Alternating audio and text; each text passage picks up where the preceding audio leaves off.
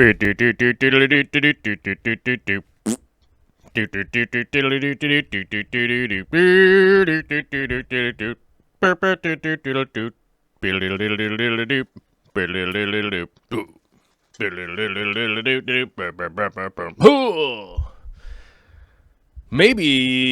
someday somebody will send me.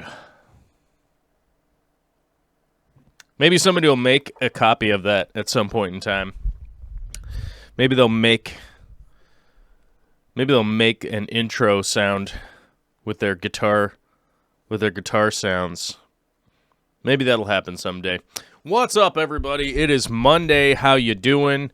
I'm doing well. It's good to see you. If you've never been to this channel before, hey, buckle up. This is going to be a podcast. People don't seem to get that. They don't seem to understand.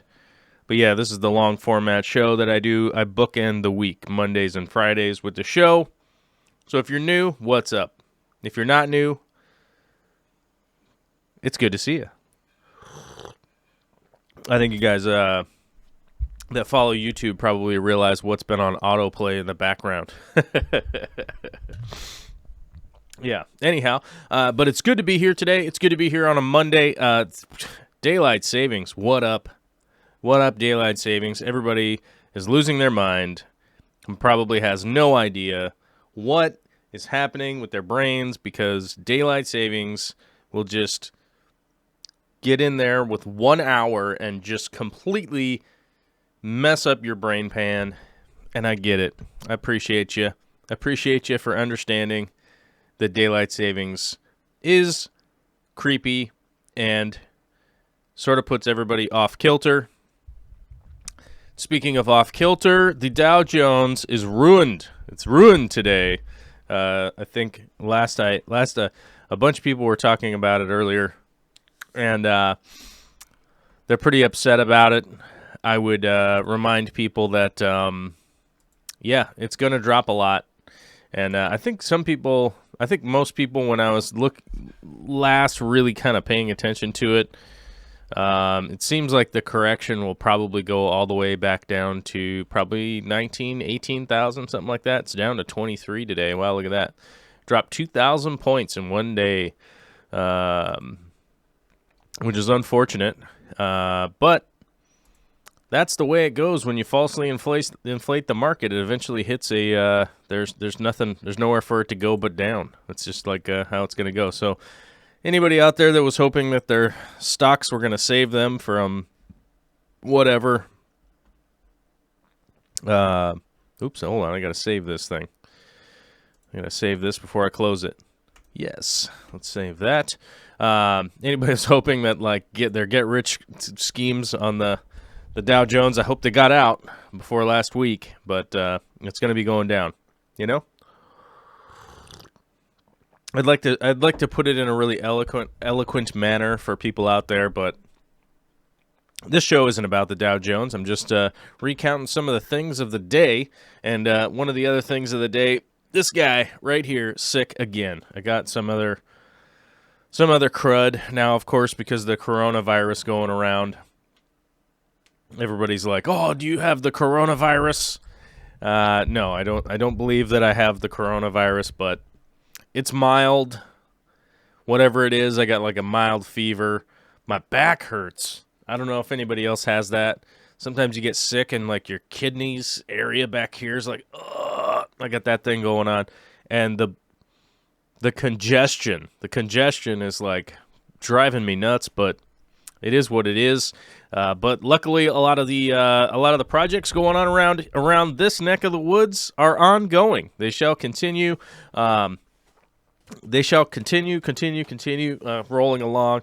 I haven't really been doing too much update type stuff. I've been kind of working on a lot of stuff around the house here. We got this giant. I got this giant concrete project that I'm doing around the house. I'm building all these walkways and a whole bunch of other stuff around the property here. So I've been pretty kind of tied up doing that physically entrenched in digging and building rebar and doing all that kind of stuff. It's been pretty involved, but, you know, that's the way that it goes. And one of the interesting things that with that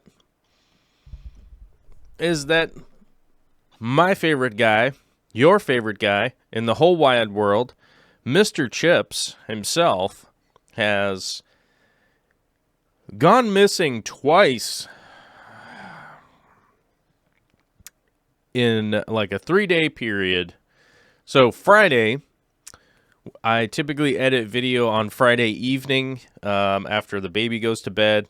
I kind of, you know, hang out with Vicky for a while. Then I have time to edit video. Well, Mr. Chips escaped on Friday, and I had to drive around for hours and hours and hours to try and find Mr. Chips. Then we found him.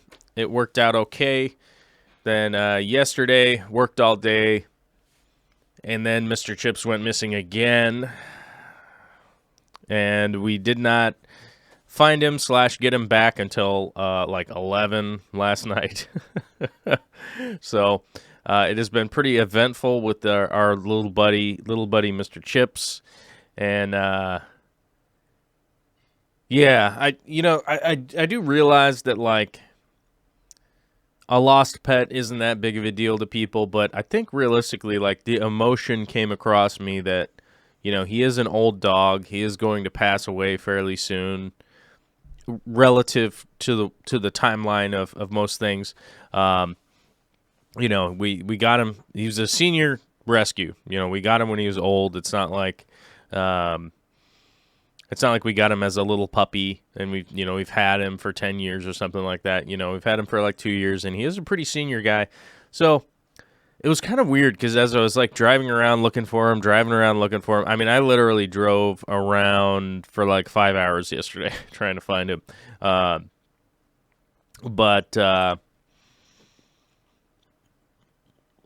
it was kind of weird because I was sort of emotionally dealing with like the loss in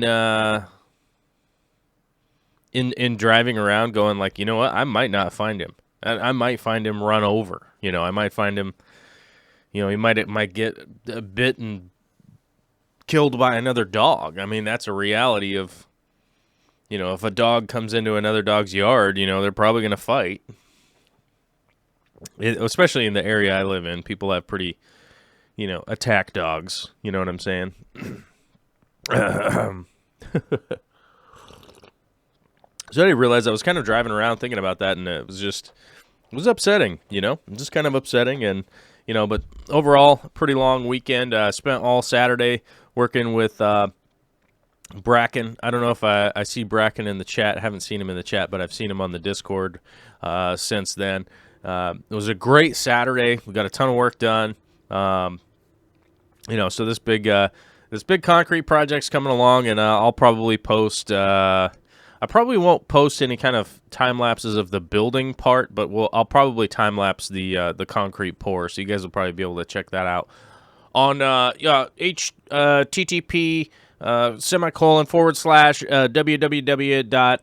/www.youtube.com. I don't know if you guys have heard of that. If you haven't heard of that, and this is your first time here, there's a little button down below that says subscribe. So hit that button. There's a button that says you like it. Hit that button, and the dislike button, just disregard the dislike button. It's useless to you. Yeah, if this is your first time here, so do that. Because where are we at?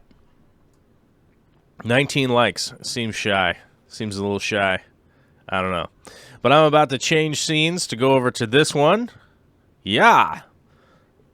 So we can talk about the other YouTube part right up here. Boom. YouTube members. We have 79 members. We're still short of the 100. I was trying to hit 100 by the end of the year, and now it's March.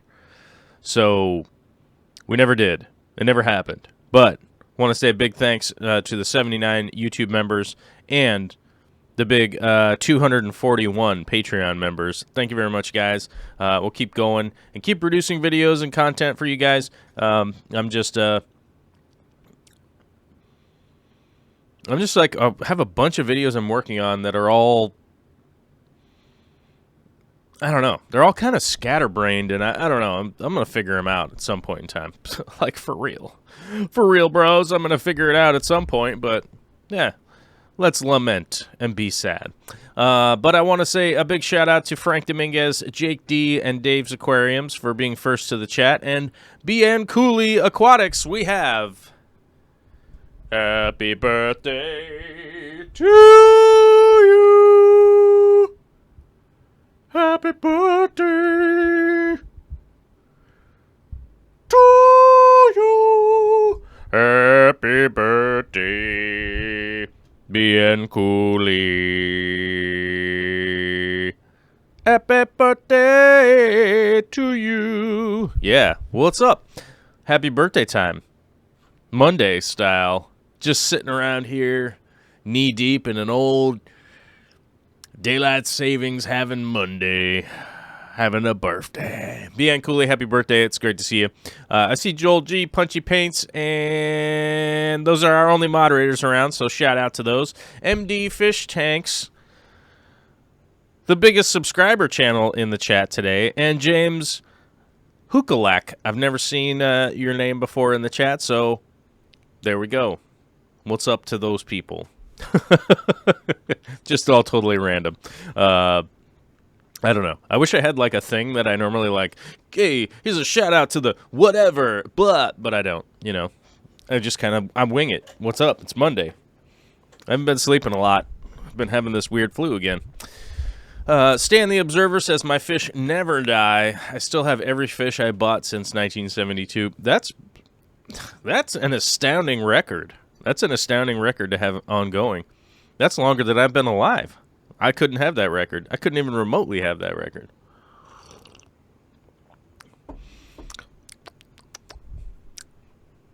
Man, this instant coffee today. Instant coffee is the Vietnamese 3-in-1, and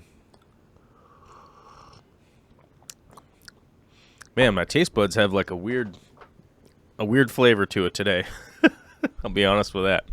Tales from the Man Cave becoming a member. Uh-oh, we got to change the number here. We got to fix the number, guys. Drum roll, please.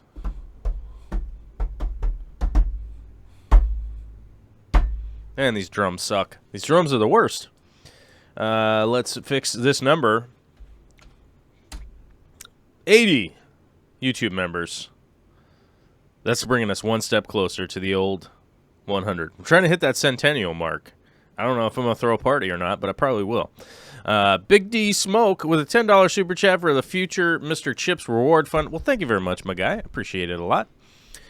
All right, so I have no topic today to talk about, but one thing that I wanted to get into as far as fish keeping stuff goes is the anoxic filtration subject that has come up many, many times. I've been sort of scouring my mind, talking to some experts, scouring the internet to try and get some information and things about anoxic filtration, because I've done anoxic filtration in the past, which is essentially the filtration method of okay, let me phrase this in a way that sort of makes sense if it's not something you've ever heard before. Okay. So, in a typical aquarium, we're propagating aerobic bacteria. So bacteria that in its reproduction and living state is essentially utilizing oxygen as one of its main sources of reproduction, right? Obviously, you know, ammonia and all that kind of stuff, because when we cycle an aquarium, we're trying to take the ammonia, we're going to convert it to nitrite, we're going to convert the nitrite to nitrate. Then the nitrate is way easier to deal with as fish keepers, right? Now, that's typically what we're trying to propagate when we are cycling an aquarium, right? Our propagation is to get that bacteria to grow so that we can have that cycle going. We can break down the very toxic chemical of ammonia into nitrite, then from nitrite to nitrate, right? And we all kind of get that around here. In this neck of the woods, we all sort of understand that. Now, the easiest method for us is to do that with oxygen-bearing bacteria that's going to need oxygen in order to reproduce and continue going on. And the reason for that is there's a lot of oxygen in the air that is around us. Obviously, there's a lot of nitrogen and other things in the air, but we breathe oxygen. So I think we all could kind of recognize that, okay, there's enough oxygen to keep me alive in the air that is around me because I'm not dead, I haven't suffocated. So as a human, we can easily just kind of recognize, like, there's enough oxygen in the air because I'm not dead. You know, we don't have a canary in the coal mine, but maybe we should get one of those, right? Maybe we should get a canary in the coal mine, right? You know, even that super low technology was just keep a bird in a cage when we go in the cave, and then we'll find out if there's not enough oxygen because the bird will pass out and likely, unfortunately, expire. But now, as humans, we can recognize that there's oxygen in the air, so it's really easy for us to propagate that method, you know, that we're going to grow this bacteria that we can't see. The only way we can really test to see if it is propagating or whatnot is to test our ammonia, test our nitrite, test our nitrate. And we can actually see the cycle happen as we're testing on a daily basis with a new aquarium. Obviously, established aquariums, we're not testing necessarily every day for things that are going on, but you know, so it's pretty easy for us to handle that method, right? Now, anoxic filtration is the method of utilizing anaerobic bacteria, right, that doesn't use oxygen. Now, where can we gather some of our information regarding that? We can gather a lot of our information regarding the anoxic filtration through septic systems. Now, septic systems typically utilize anoxic filtration. So a septic system is what all of your waste from a house goes to if you're not on city sewer systems, right? So a lot of people, especially in the United States, that are not living right near the city or anything like that, have had some pretty basic experience with their septic system to keep their septic system healthy. They will typically order basically anoxic bacteria that doesn't utilize oxygen in its reproduction and consumption of chemicals that are bad, right? Air quotes, bad chemicals, right? More toxic chemicals. And you know how to add those to your septic system. You flush them down the toilet. Pretty easy. It's going to get in there. Now, over the years, there have been two different types of septic systems. Now, the big cities often use aerobic aerobic systems that are actually going to aerate. And if, when I was a kid, I used to drive over Highway 2 because me and my father would go over to Eastern Washington to maintain the property over there all the time. So we would drive over Highway 2. Now, if you got outside of Monroe on Highway 2, and I forget what the town is. I probably should know what the town is. It's probably Sultan or Gold Bar or something like that. Now, you would drive right past what me and my sister would call the poop stir, right? The poop stir. Because it was a big round holding tank, right?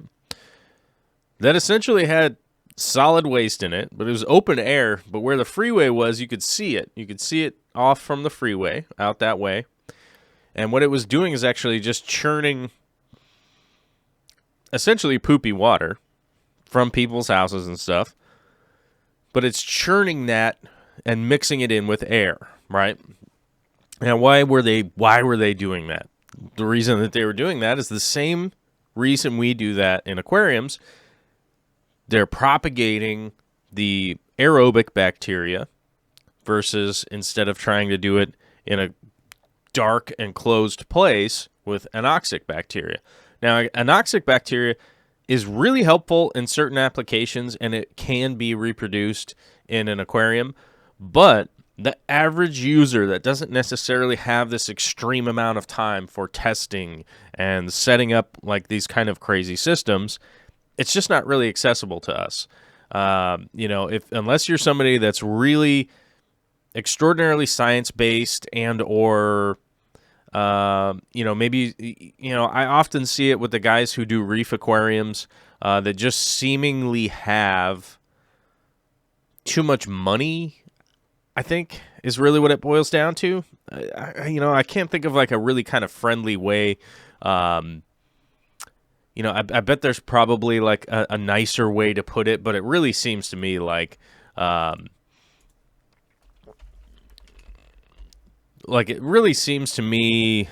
they just kind of have too much money, really, and it's like they want to figure out how to get their reef aquarium to work better than it was working before.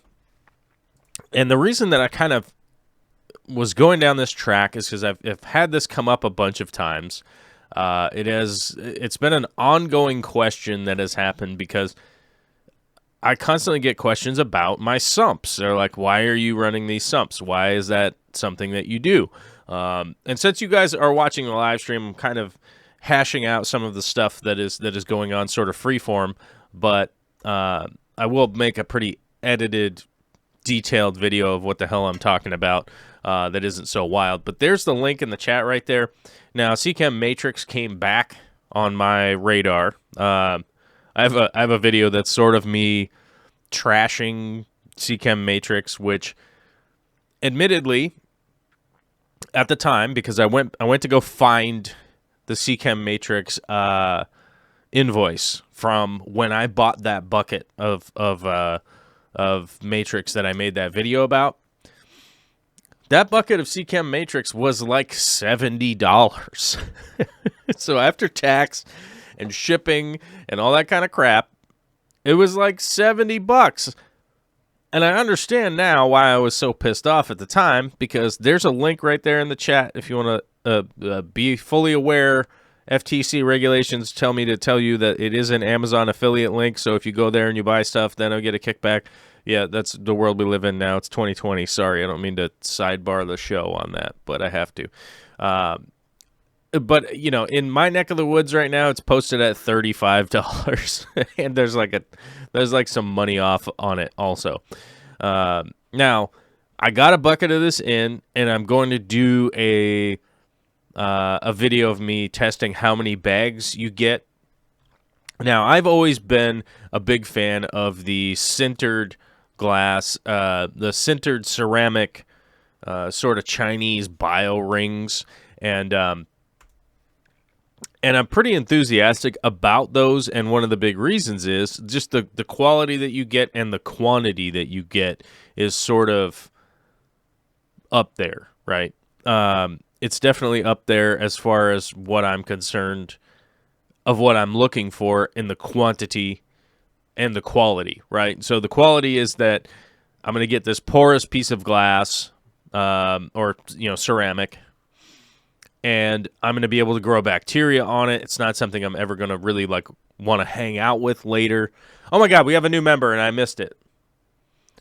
Quick sidebar. We're up to 81. That puts us one closer to the YouTube membership we're looking for. We're trying to hit that centennial mark, you guys. We're trying to hit that centennial mark so that we know it's possible. We don't know that it's possible yet. And the likes are only at 36. That doesn't seem like enough likes. I don't know.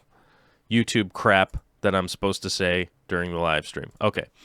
Now, those ceramic bio rings for about,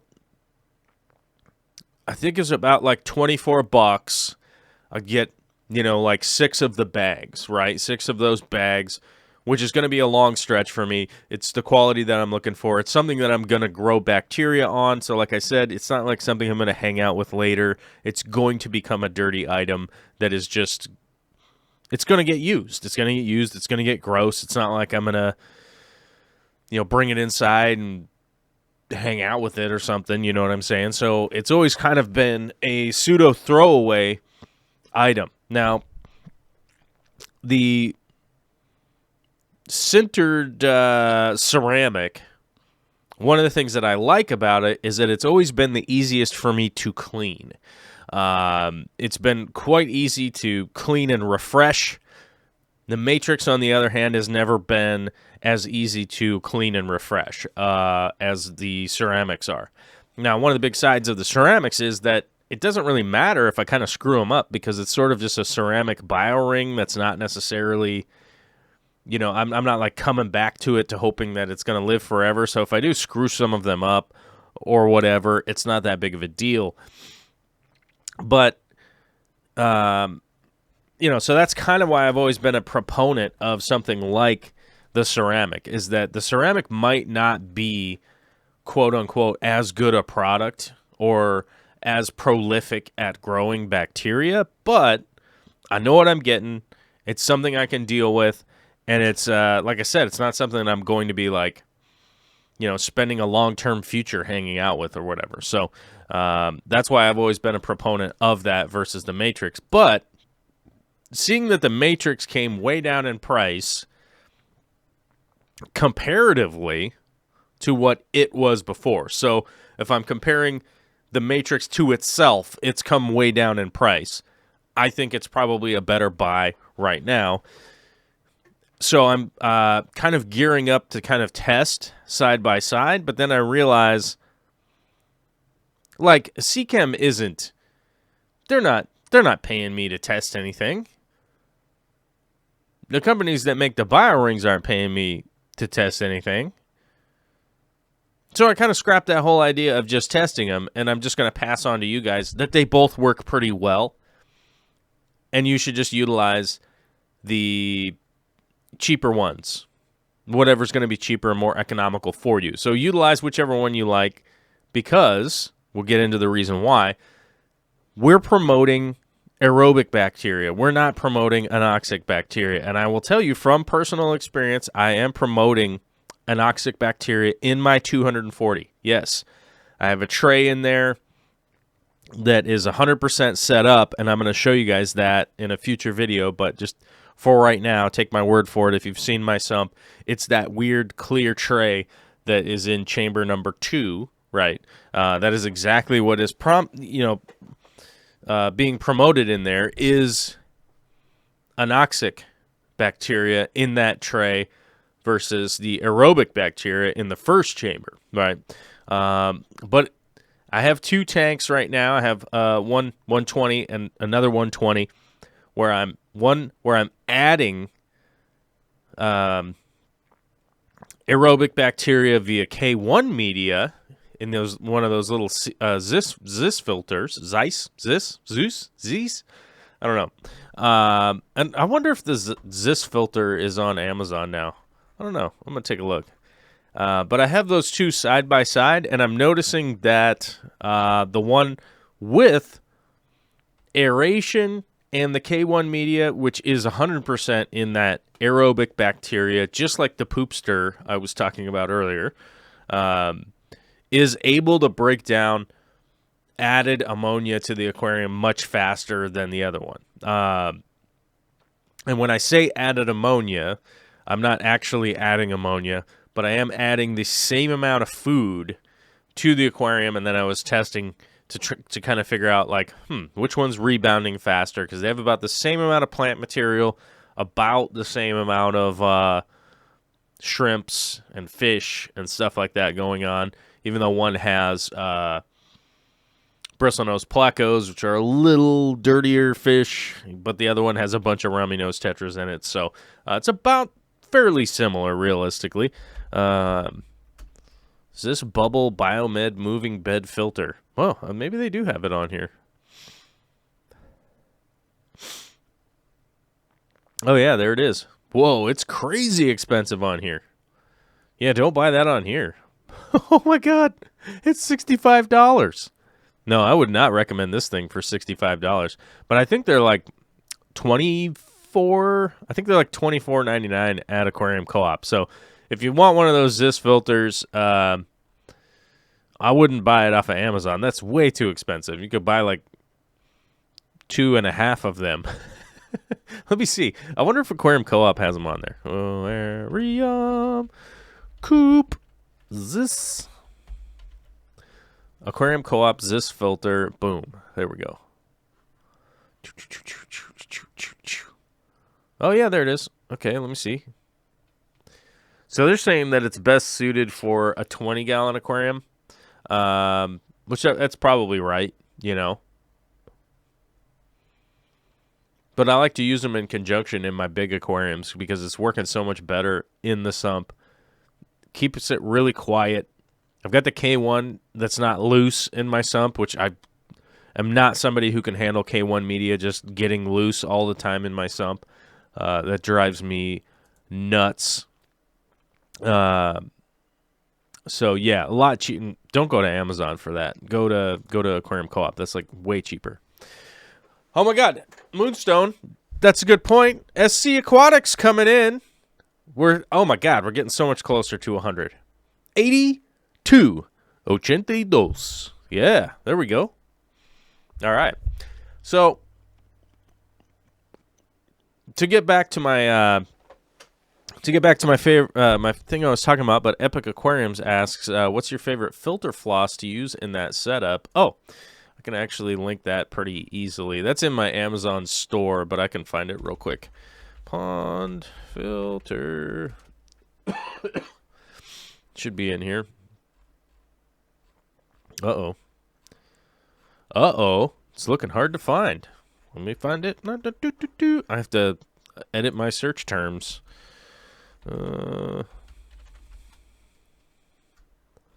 Nope, I don't like that one. I think I have to edit my search terms again. Pond filter pad. Let's see. Oh, there it is.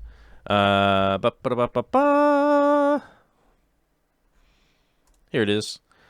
Puro Clean is my favorite one. I have purchased this 9 times. Over the years, I have purchased this 9 times. So I think that's probably at least a good enough review of that. So I buy the big roll.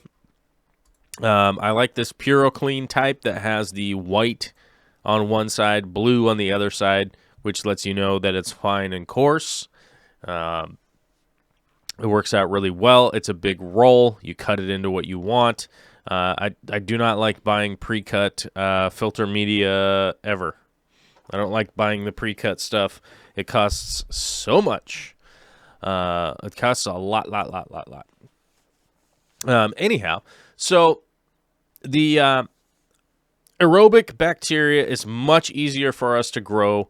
It's much easier for us to test for. We're not having to try and buy some kind of crazy expensive tests or add in.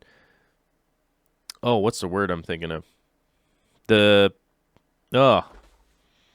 What's the word? What do you call those things? It's like a sensor, but it's not a sensor. Probe. There we go. You're not having to buy any kind of expensive probes to kind of find out what's going on and that kind of stuff. And like I said, we can verify whether or not oxygen is prevalent because we're not suffocating, So we're breathing the air, although I can't really breathe out of my nose right now, so that's not helpful. But we can breathe the air, and we can also add air into the system because it's very easy to do. Like a sponge filter does work very well, though I'm not a huge fan of specific sponge filtration myself. Utilizing the air and the filter pad is pretty much the same thing. So I'm carrying a lot of extra bacteria in my filter pads, and I'm also adding air. So within the two kind of combination of what's going on, the 3 parts of combination, that I have some kind of porous material, I have healthy water, I have water flow, and I have air being mixed into the system, which is that 3 or is that 5? I don't know. It might be 5 things. But I have those things that I can verify as a person, through sight and sound and kind of know what's going on, and pretty simple testing. So, a basic master test kit will give me all of the information to know that my bacteria is growing. When I was in the Netherlands, Johan and I, we put a bunch of media under an electron microscope to try and figure out what kind of what was going on in lightly porous stuff, tiny porous stuff, bigger porous stuff. And the weird thing is, we saw bacteria on pretty much every single thing. Now, one of the things that was a little bit odd is that you start to see the dead bacteria, the husks, the hulls, and things like that that had remained in some of the smaller holes. So, without like some real crazy testing that I don't know if anybody would ever sponsor doing, we would really have to figure out if my theory sort of exists that a lot of the bacteria can get clogged into stuff that has much smaller holes, though most of the companies out there claim that the internal of their stuff, like I forget the name of it, some biomedia, is the internal of it is going to allow anoxic bacteria to grow on the inside where there's no oxygen once the holes basically get clogged up from all of the dead aerobic bacteria, which brings me to the conclusion of, like, I'm not sure if that's scientifically accurate, because if nothing is getting past the bacteria to get in there, how is that bacteria propagating in there? And if it is propagating in there, is it bringing any benefit to the aquarium? So once all those things kind of combine, I sort of just like, tell you what I'm going to do. I'm going to do the aerobic filtration, because as we were talking about the septic systems earlier, most septic systems of the past have relied solely on anoxic filtration, being there is no light or air access to the septic system. A lot of the new septic systems are introducing oxygenate, basically air stones, which we use in aquariums all the time.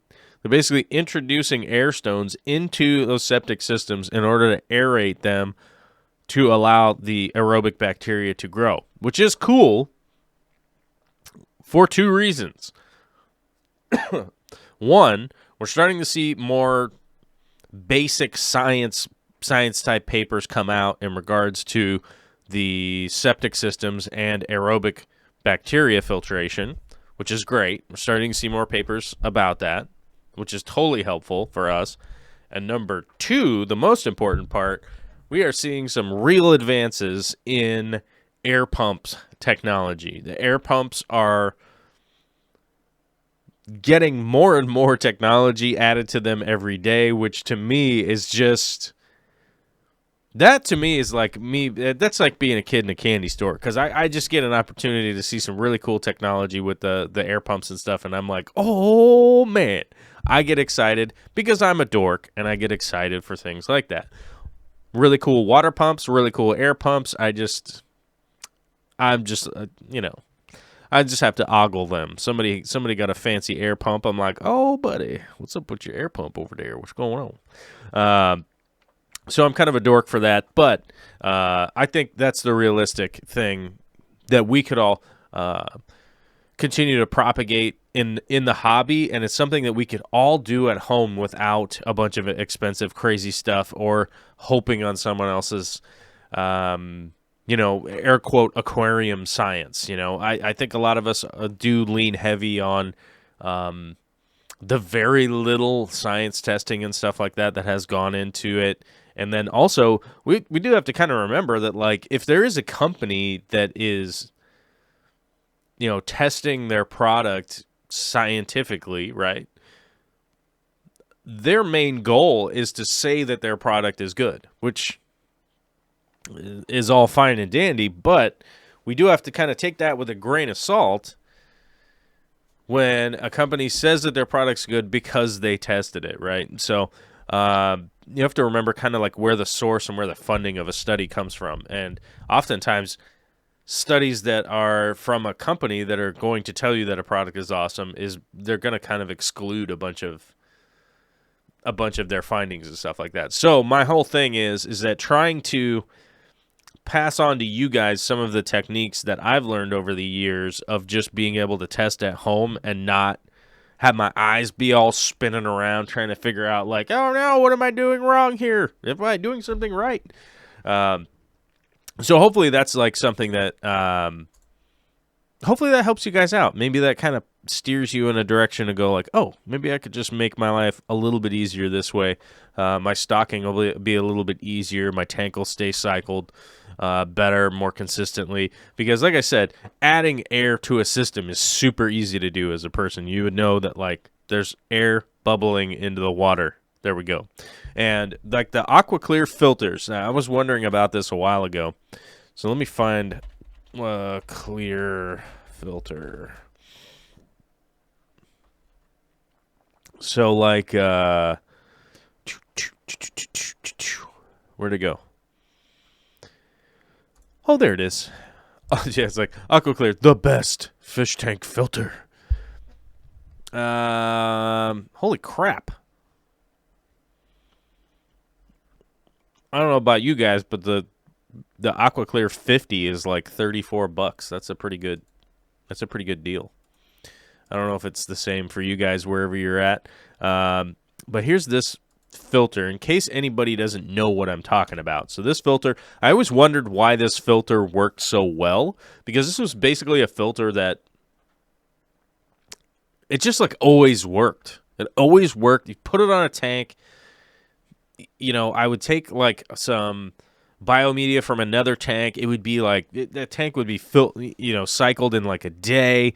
And I'm trying to see if there's like an overhead shot, but the way that this filter pulls water, so it has an up tube, then it goes back down, right, and gets sucked up by the little impeller pump that's dragging the water up and over. Then it cascades. Then it gets fed down and up and through. Now, I realized when I was thinking about, like, why does this AquaClear filter work so well, is that it's oxygenating without making bubbles, right? So it's not creating a big bubble mess in your aquarium, but essentially, like, the flow of that filter itself is oxygenating the water and sending oxygenated water to the biomedia, right? Now, I don't know, like, I wasn't there when this thing was invented. You know, I wasn't around when it was invented or anything like that. But I'm wondering if this was either a happy accident or they've already figured it out. I wonder if they've already figured it out, that they're sending oxygenated water to the biomedia, right? Because if you're sending oxygenated water to the biomedia, it's going to create an environment that is copacetic. Oh, check out the big words. It's copacetic for that bacteria to continue to grow and propagate and be healthy and have a healthy population that is breaking down the toxic, right? The toxic, air quote, toxic chemicals, because they aren't bad chemicals. They aren't good chemicals. They just happen to be toxic to the thing that we want to live, and that is our little fishes and our little shrimp is. Like this little shrimp is right over here, right? Now, I can't tell. Speaking of shrimp, I changed the badge for people that have been on for over a year, and it still looks small.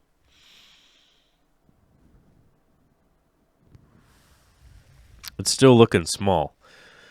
I'll have to fix that. I changed the badge to a bright red crystal shrimp, and it just looks low detail. Man, I'm going to have to bring that thing down to some kind of 8-bit drawing or something like that. I'll figure it out. Will I figure it out? Probably not. I don't know. Maybe I'll figure it out. You never know. But yeah. So I was always wondering, like, why those AquaClear filters work so well. And I think this was maybe like 2 months ago, 3 months ago, something like that. I just had that, like, wait a minute. That water goes up, it goes around, it goes back down, and it comes through, and then it goes out. But that torrent part where it's like churning around, like it's going to be aerating the water right there, but it's not putting a bunch of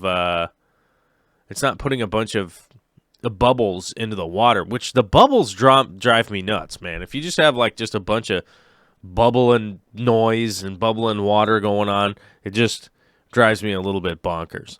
UG Aquatics is saying, my badge never changes. Your name's not green, which means you're not currently a member for whatever reason. I don't know why. Maybe you just decided not to be or something. I don't know. Alyssa says, oh, make like a Black King Kong or something. I could make a Black King Kong. Robert Castillo says, new sponge filter for other half of 10-gallon divided beta tank. I would say, like, in my experience, I had a lot better, what's the word? Result. Yeah. Did the Tylenol kick in? I don't know. I had a much better result using those little AquaClear 10 filters as opposed to sponge filters with my betas. Now, and I think a big reason for that has to do with just how much a sponge filter is just breaking the water, the surface tension, the surface constantly bubbling up there. And yes, the AquaClear does have that cascade of water going back into the tank, but you could turn it down a little bit. It was pretty easy to have like some water plants and stuff kind of block off the area to give your beta a place to bubble nest and kind of chill out and that kind of stuff. So I had a lot better experience doing that, and I was putting those AquaClear 10s on what are those little dinky tanks? What are they, like 2.5 gallons? They're either 2.5 or 5.5. I can't remember. What is that, like Petco sells those or something? Let me see. Petco 2.5 gallon. Is that right? Let me see. Let me check. Yeah, because Aqueon sells them, I think. I can't remember if they were 5.5 or 2.5. They were little aquariums, but I can't remember. Let me see. So we want Aqueon. That's what we want. Aqueon 2.5 gallon. Yeah, I think they were those little 2.5 gallon, and then I think I had the 10 sitting off to the AquaClear 10, but it might have been like a 5 gallon or something. I wonder if they have a 5. Let me see. I can't remember if it was a 5. Ooh, might have been a 5.5.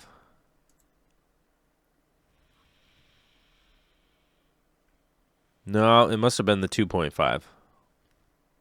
Yeah, I think so. And then I had eventually moved up to using the Fluval the Ebby tank, which were like 7.9 gallons. I was definitely using a lot of those. Oh, maybe that's a Magitarium 5.5 gallon. So maybe there is a 5.5. Maybe it was a 5.5. Oh, here we go. I could have sworn it was a 5.5. Maybe I don't know. Maybe I'm delusional. Maybe I'm losing my mind. It's very likely. Very likely I could be losing my mind.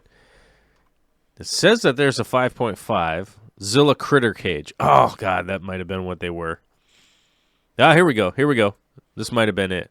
Yeah, it might have been these 5.5 gallon critter cages. I might have gotten these at some point in time. So maybe it was the 5.5 tank, like just a regular one.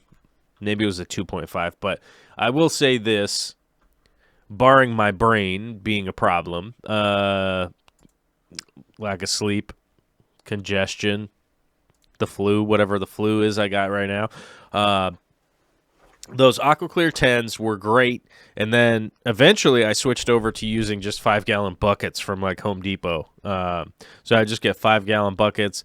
I would tell you guys that I got food-grade buckets, but that's very difficult for people to find throughout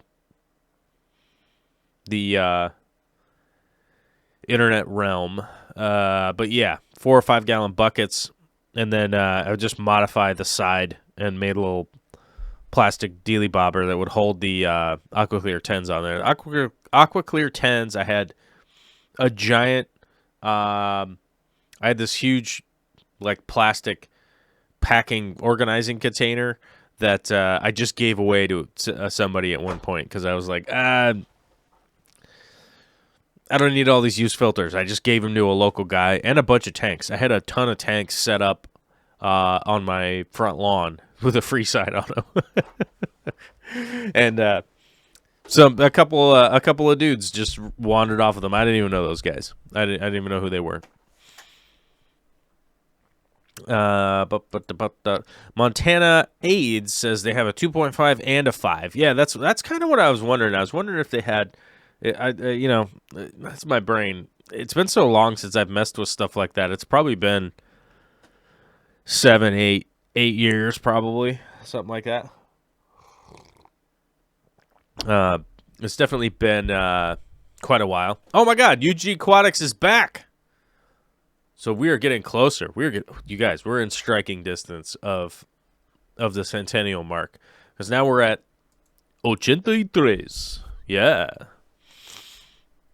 So now we're up to 83. We're getting closer, guys. We're getting closer. Let's see. What's going on here? Epic, you can sell them on brand or Aquapit. Of course, my local fish store is overstocked on red crystal shrimp, I think, or red cherry shrimp, due to me, and I still have 450 left. Any idea how I can sell them to actual hobbyists who take care of their livestock? I could never give you a guarantee on whether or not somebody's going to take care of the livestock, but my first thing to anybody out there, if you have a bunch of stuff that you've bred, whether it be betta fish or shrimp or cardinal tetras or whatever the fish is, whatever the hell it is, plants. Maybe you've grown a bunch of plants like me and you just have a ton of them to give away. The first thing you want to do is find your local club. That's the first thing you want to do. The easiest way to do that is to go onto Facebook. I know there's a lot of people that hate Facebook, but it is useful sometimes. Go onto Facebook and find a local fish club and figure out if it's something you can get involved with. There's a fantastic fish club here, the Greater Seattle Aquarium Society up in Seattle. I live way south of that. I never go to it that's the main reason. It's kind of impossible for me to go. I can't be driving 40 miles in this crazy traffic to try and get somewhere at Tuesday at 6 o'clock or whatever. It's just not, it's not in the cards. It's not in the cards, my guy. So that's why I don't go. There used to be one down south, but I started going to one down in Oregon instead. It's kind of more exciting for me to go to Oregon or something. I don't know what my problem is. I'm a weird guy. But find your local club, and there's generally always going to be somebody there that's interested. There's likely going to be a monthly auction. And you're going to run into a bunch of people there. Now, if you happen to go on Facebook and find out there is no local club, but there might be a local Facebook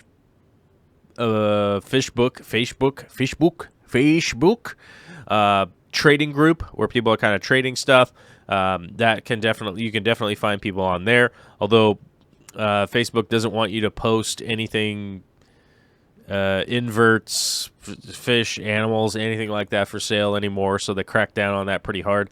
But you could easily make a post with a local group that just says, hey, I have all these cherry shrimp. Anybody interested, let me know.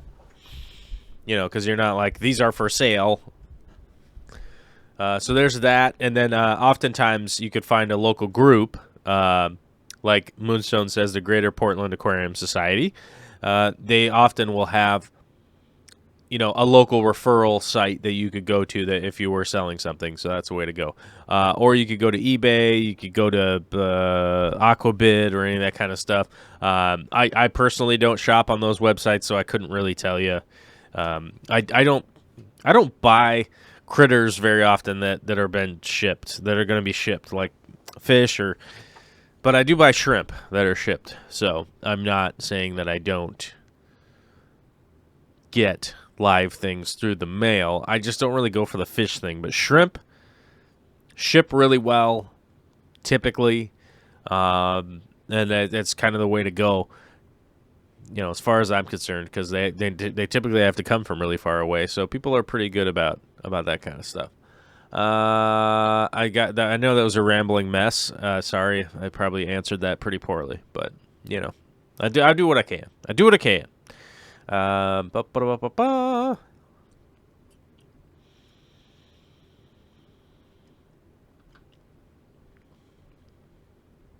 Let me see what we got here. Oh, Johan's here. What's up, my guy? He's listening and doing some gaming, which is good. And I was, if you guys watched Friday's show, we had Bentley here, and we were actually talking about the potential of running a server for Fish Fam people. And I think I had an idea, and I did not look this up ahead of time. Video game scrolling.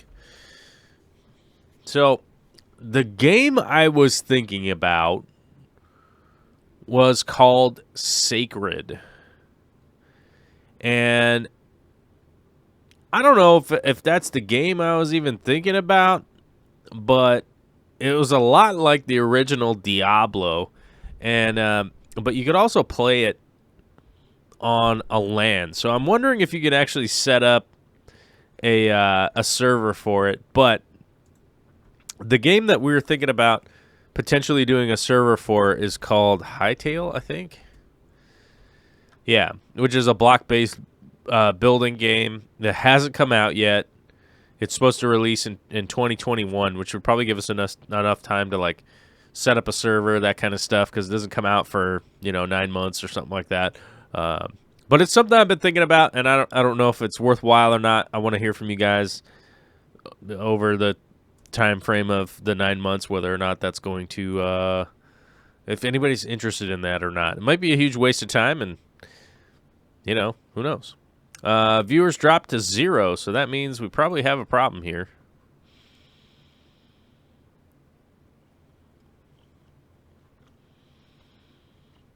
Maybe not. I don't know. Are we still live? We'll see what happens.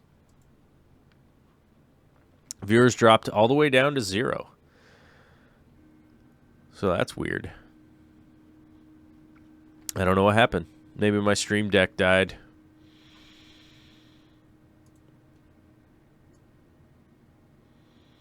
I don't know. I think it died.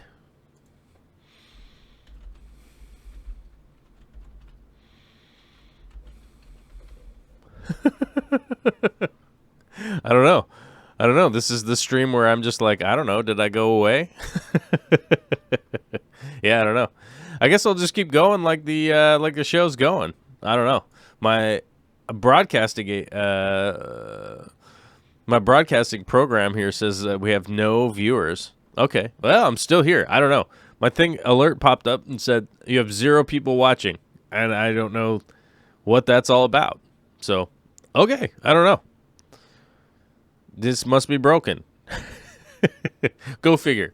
Go figure. We'd have a software glitch that would make me weird out. I'm glad I didn't drop any F-bombs, you guys, because then we'd get demonetized. Oh, no. All right. Twin City says it's still good here. I trust King Lee. Okay. Everybody says I still see you. All right. I freaked everybody out. Hey, Guppy Guru, yes, jump in here. Stacking members, trying to get to 100. All right. Yeah, we are trying to get to 100. Guppy Guru is a member, so that's good. Yeah. Excuse me. In inches, how much substrate and height would be ideal for a planted tank? Generally depends. Just depends on the setup. I would say nothing below 1.5 inches. Anything shallower than that, as far as a planted tank goes, is there's just not enough space to root properly. Most plants can't root properly. If anything is, if it's like really shallow than that, so you just have issues with plants getting loose, floating around. But you know, I have done it. I have done it where I've only had like an inch in the tank. You just have to make sure there's not a lot of flow and stuff like that until the plants get rooted and established. So you know, once they get rooted and established, then you know, then it's fine. You know, so there really is no you gotta be this deep. But I would say realistically, front of the tank, I probably go about 2.5 inches, right around there, and then you want to slope up to the back of the tank. So people kind of save money and try to go thin with substrate. I don't necessarily recommend that personally because there isn't a lot of advantage to just going with less substrate. I know that it costs money. It is something that I personally am irritated by. You know, I'm literally irritated by just how expensive good soil is for aquascapes. But the reality is, like, I order a bag of substrate once a month, and I typically have enough by the time I go into scaping a new tank or changing a tank or something like that. So it's really kind of weird, and it's not something I would necessarily recommend to other people, but it is something that I do to kind of offset the hurt. You know, it would be weird to spend like $300 on some substrate just swiping the card, you know.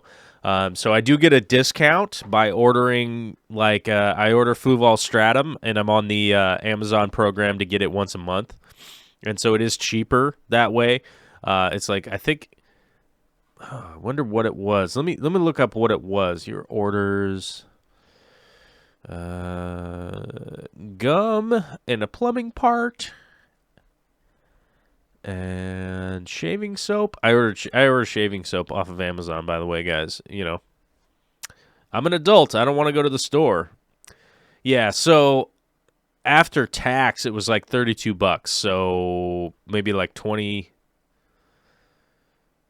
Let's see, 1, 2, 3. So maybe it was like 29 instead of like 42. Yeah, because how much is it normally? Oh, it's gone down.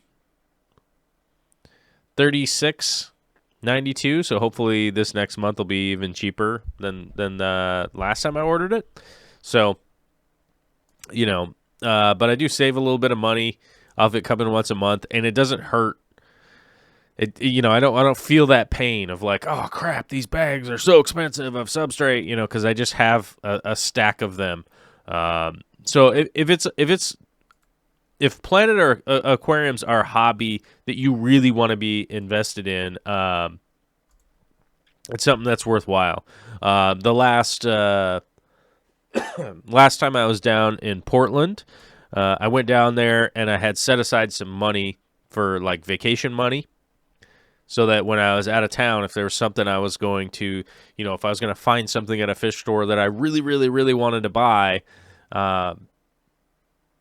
you know, like a really cool piece of driftwood or something like that I was going to bring back, you know, I had set aside some vacation money for that, and instead I just bought aquasoil. So, you know, am I weird? A little bit, but it's something that I really enjoy doing. It's something that I'm invested in, actively doing. So that's just kind of the way I look at it, you know. So yeah, that's really kind of like I said, it's not something that makes sense for other people, but it's just definitely what I'm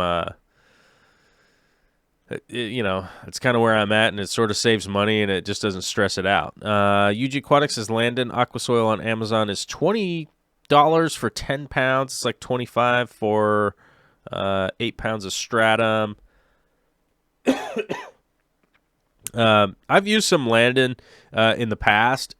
I would say it's probably pretty equal to Fluval stratum. I mean, really, I just don't think it's that different. And realistically, there's only a couple of places that actually, a couple of factories that actually make aquasoil, so they're not that wildly different. Like, there is a difference between ADA and stratum. There is a difference between Landon and ADA and stratum, yes, but they're all often coming from the same factory. There's just not that many factories that actually make it. They just make a slightly different recipe for each place and then put it in a different bag, you know. Because if you actually trace back the points of origin, you can actually kind of trace back and see where they're all coming from the same place. If that's something that you want to get into. I did that. I guess it would probably make sense to like look into that more now, because I think last time I did that was like 2014 or something like that. So that's been a while now. So maybe I should look in and see how many places are actually making aquasoil now. But last time I really looked into it, there was really only 2 places. Because it's kind of a proprietary thing to actually pull it off, you know.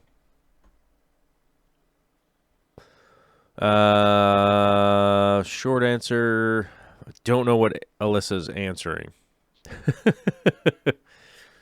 Let's see. Is there a good planted substrate that doesn't affect pH that you can recommend? Well, yeah, I mean, for sure. So, like, EcoComplete, any of those sort of vulcanized. So there's like EcoComplete. I think, there's like Fluorite, EcoComplete. Any of the vulcanized aquasoils out there, they won't affect the pH at all. Like the pH will just stay the same. Though I do prefer to have my pH being dropped a little bit by my aquasoil. You know, some people out there might not like that. If that's the case, then just go with like EcoComplete and Fluorite. Those will work great, and they won't change the pH at all. All right, my throat is starting to get scratchy. Epic Aquarium says, I have never had luck with super glue and aquarium setups. 25 years of trial and error, and the super glue still owns me. You definitely want to make sure that you get the super glue gel type. That's what you want. All super glue is the acrylate.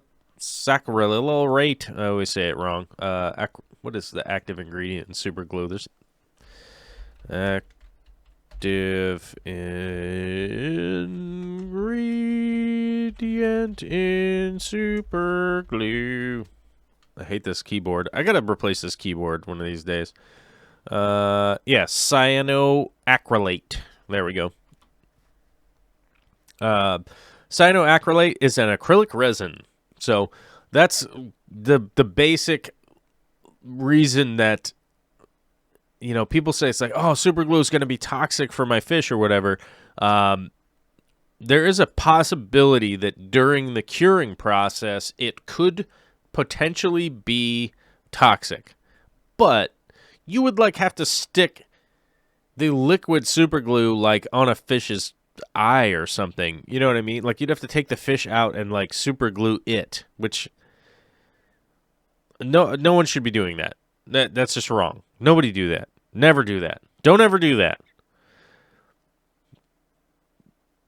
But cyanoacrylate is activated by water. So water will cause it to cure so much faster. And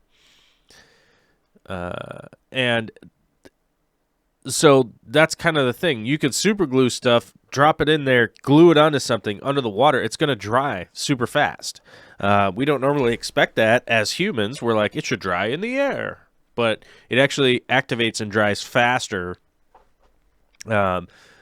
underwater because the water activates it to dry. And it is essentially an acrylic. So if acrylic, once dried, was toxic, if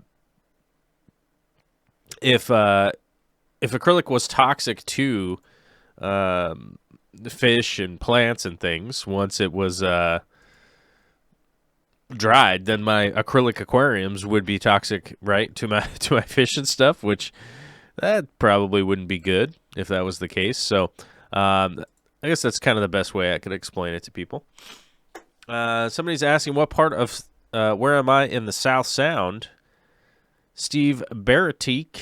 I don't know. I'm in Tacoma. That is where I am. Desert Fish Keepers in Southern California. Nice. I'm digging that.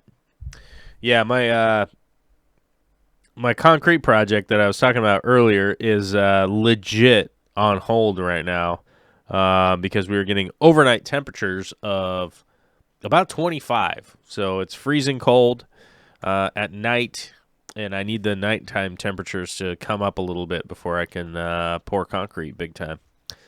So probably about 4 truckloads of concrete are going to be going in. So it's not a lot, but it's not the least. All right. Let's see what we got going on here. I might try to get that land in. And Ropefish's new tank. All right. Yeah. Check it out. What do we got here? Corvus, she was giving me an explanation about Top Fin Starter Kit LED lights for plants.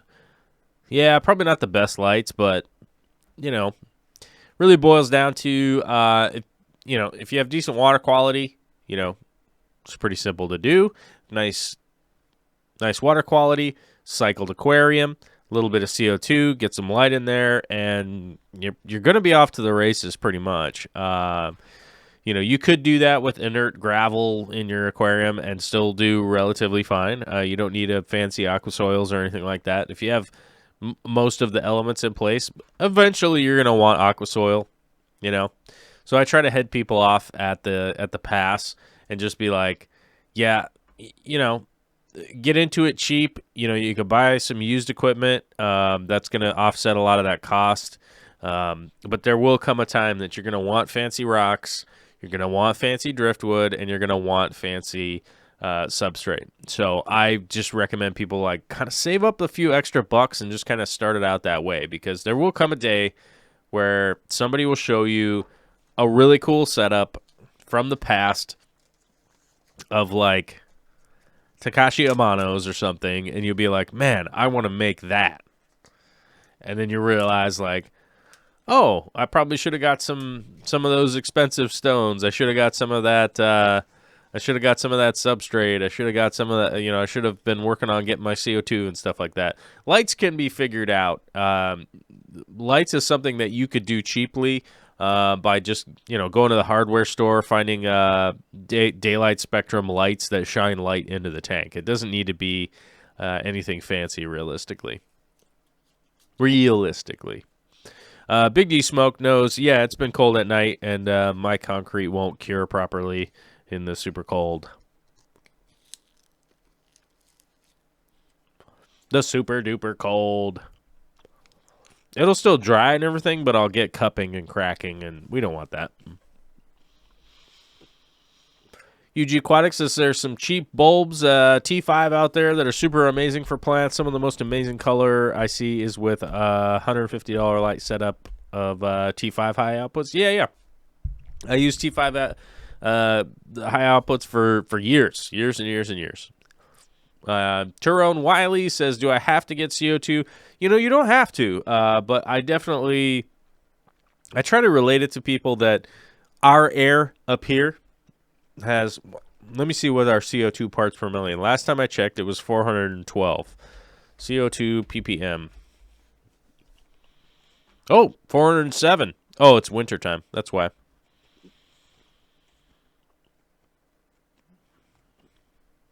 Well, no, this one says 410.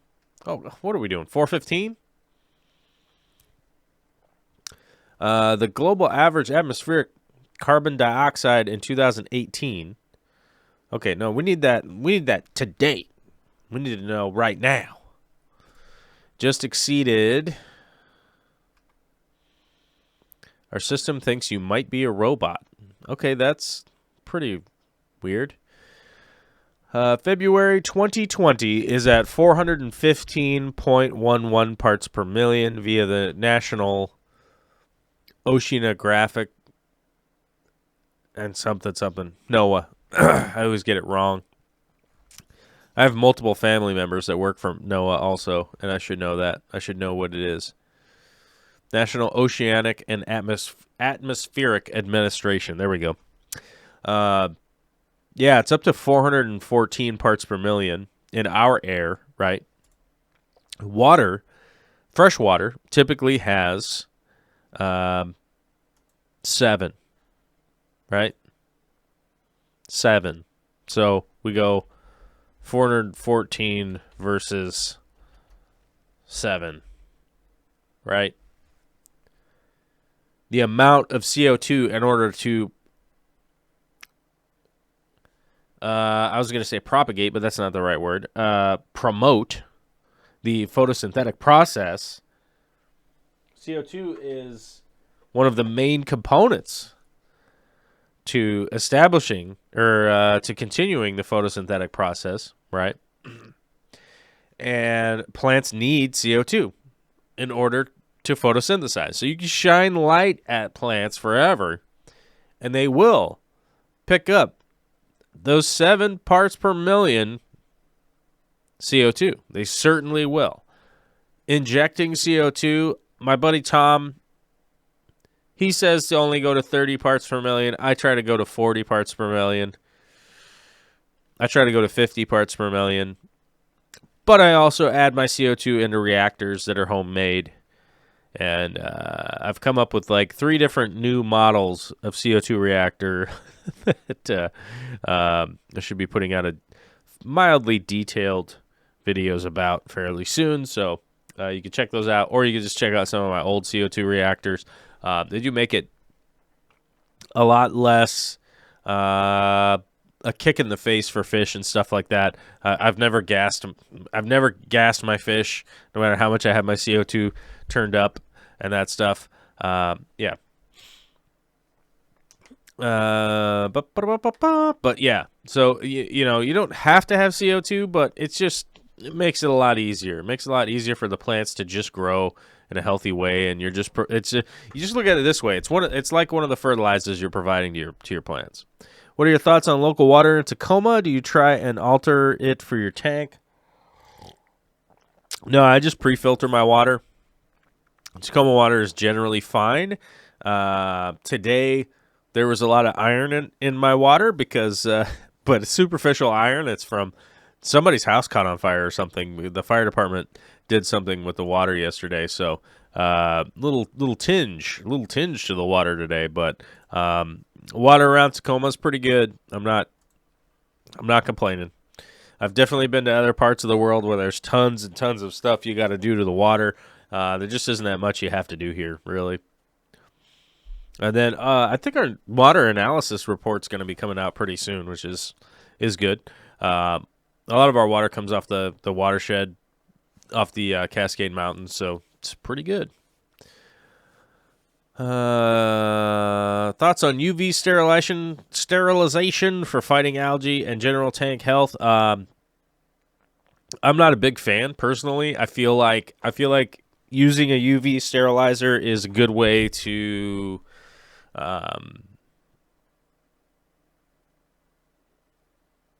it's a good way to hide potential issues, or a lot of issues that could be going on just get hidden by the UV sterilizer. Like if for some reason the bulb burns out or it doesn't work as well as it did 5 months ago or something, and you don't know.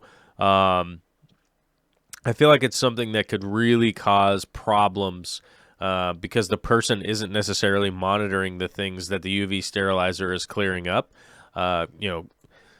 It's a good method to get rid of like green water and stuff, but I don't think it's something that should be on there all the time. But a lot of people like them too. So, but personally, I don't go for it. Hey Joel, you have media in your reactor. I was thinking, why not use something like CChem Matrix?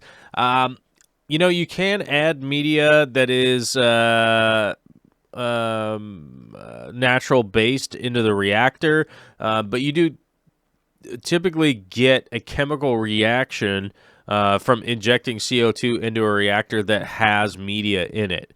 So if you had inert media, like something that was inert, like bio balls or something like that, you could definitely put that in there. But I wouldn't put anything that could potentially have a calcium source that is just going to break down that calcium like crazy. That's how a calcium reactor works in reef aquariums. You know, I have a really expensive CO2 calcium reactor in my garage, which I don't use because I don't have a reef tank anymore. But that's how it works. You add a lot of CO2 and it creates calcification, which is why I'm so worried about our oceans. You know, we keep adding all this CO2, and we're acidifying the oceans with all this CO2, and it's breaking down the calcium out of the oceans, which is completely changing the essentially the water parameters of the ocean. So it's not just the temperature; it's the other things that are going on, and you know. If you say global warming, you get attacked by idiots that say, well, it's not warm outside right now. What are you talking about? I had to put on a jacket because it's not global warming.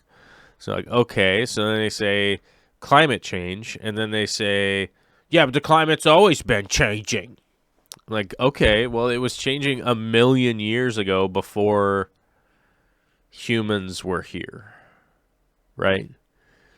So it didn't matter. Or 10 million years ago or 20 million years ago. That does not matter to the people that live here on the planet right now. What was happening on in the earth 10 million years ago doesn't matter whether it's habitable here, right? So I don't know how we're ever going to convince anybody to, adapt to new technologies and stuff like that on a grand scale. I don't know how it's going to happen, but it seems like America is able to spend trillions and trillions of dollars on a bunch of nonsense and go into debt on a bunch of nonsense, and then the Dow Jones crashes, like today. It's been crashing, and it's probably still crashing. I bet it's closed now, though. What did it stop at? Dow Jones. It dropped by 2,000 points today. So oil prices have collapsed because Saudi Arabia upped the ante because they don't want to play the global whatever. I don't know. It's a bunch of nonsense, but I do know that we should be adapting to a lot of those new technologies and the things that should be going on. Yeah, but, you can't convince anybody. Oddball Aquatics says, and somehow the answer is Mars. Yes, we don't, I forget who it was. I think it was Neil deGrasse Tyson. Tyson Neil deGrasse. deGrasse Tyson Neil, whatever his name is. Was talking about it like, oh, so we're going to terraform Mars, but we're already here. Why don't we just fix the planet we're on now? Why are we trying to go to another planet, which is a crazy amount of resources, right? Why don't we just fix the planet here with the resources that we'd be utilizing to go to Mars? Why don't we just fix here, right? I don't know. I don't know why we don't just fix here, but that's the wall that we're running up against. And people always get mad at me because they're like, well, I don't want you to be political on your fish show. And it's like, yeah, this is my podcast, man. This is my live show. I can talk about politics. I can talk about whatever. Nobody's forced to be here. People get mad at me because I think oftentimes people are kind of stuck in their own echo chamber and think that just yelling at me that I'm like a liberal or whatever, to just dismiss whatever I got going on in my head or things I think about or things I like to talk about. That's fine, but that doesn't really change reality just because people want to yell at me, because I don't air quote support the troops. I don't know if you guys are familiar with Bill Burr, but I love his take on anytime you have a criticism for the military, you normally get yelled at that you don't support the military, you don't support the troops. And, I can respect what he's talking about in that piece because I get that all the time. We can spend $1.4 trillion a year on military stuff, but we can't spend money on technologies that are going to help the ocean try to get back to healthy. We can't do that. I don't know. It's a little crazy. Epic Aquarium says, yes, we do. I'm an Army vet, and it costs the America almost $8,000 a day to keep me active and equipped with tactical gear in a war zone. Yeah, and I mean, that's the thing. It's like we're talking about $8,000 a day, And, people get mad at me because I live in the flight path of where they land military planes. And, it gets frustrating when they're flying around planes because the weather is bad. And yeah, you can ask. JBLM is the base it's about 12 miles south of me or something like that, but I have to look it up to figure out exactly where it is, but it's south of me, and their flight path is partially, they just fly over the suburban areas of Tacoma when the weather is bad because they consider it training. They're like, they fly around in the bad weather. They fire up the jets and start flying them around because the weather is bad, which is like, what?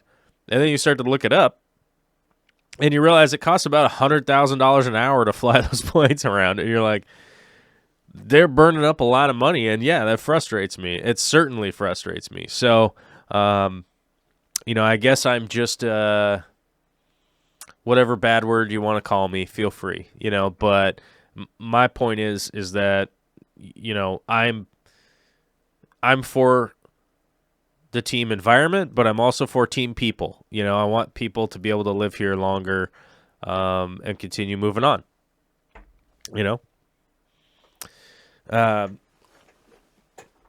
and moving forward.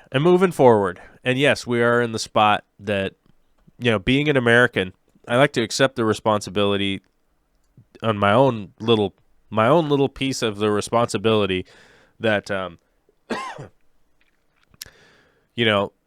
I often hear at times that like, well, why should America have to do all this stuff? Like all these other countries are polluting and everything. Well, it's because America polluted already. We already polluted.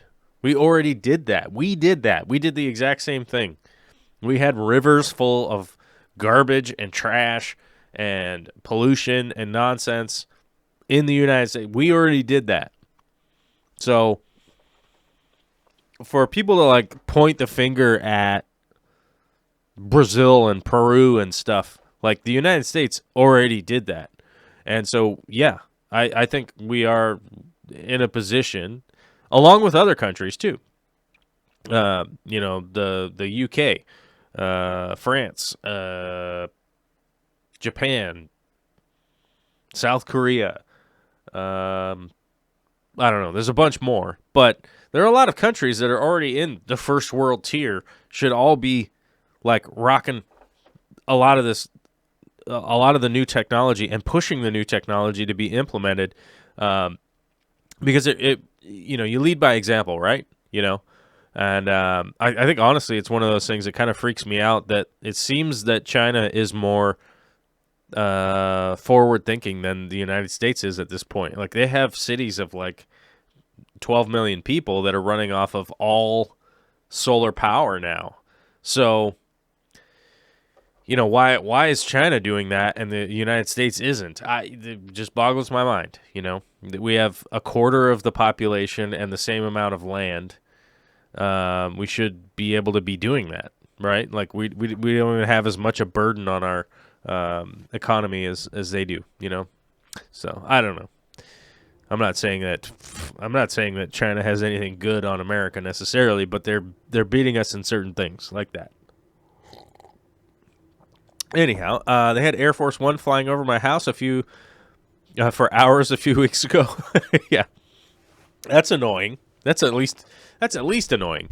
An oddball question for after the nonsensical military spending. Do you know if we can graft aquatic plants? I know that some people have had some success with grafting aquatic plants. Not me. I've never been able to pull that off.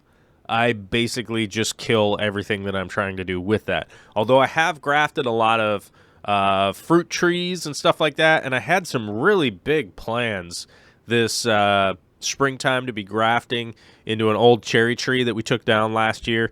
And